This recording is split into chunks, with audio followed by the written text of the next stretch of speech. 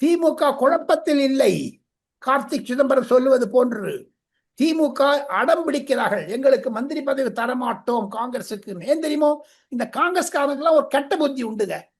திமுக தலைவர் மு க ஸ்டாலினுக்கு தெரியும், அதே மாதிரி மு கருணாநிதி ஐயாவிற்கும் தெரிந்திருந்தது. உள்ள வந்தான்னு வச்சுங்க, வயத்துல பிள்ளை பூச்சி கட்டுறாம கட்டிட்டே இருப்பாங்க, ஊழல் பண்ணுவாங்க. ஊழல் பண்றது தவிர இப்ப மேகதாது, காவிரி, முல்லை பெரியார் போன்ற பிரச்சனை வந்து இவன் ராஜினாமா பண்ணிட்டு போயிடுவான். பெருசா ரொம்ப ஸ்ட்ராங்கா இருக்க மாதிரி கட்சி வளர்த்துப்பாங்க. திமுக மந்திரி சபை கொடுக்கறதுல கட்சி வளர்க்கறதுக்கு இன்னும் திமுக ஏமாந்துக்கலாம் சார்.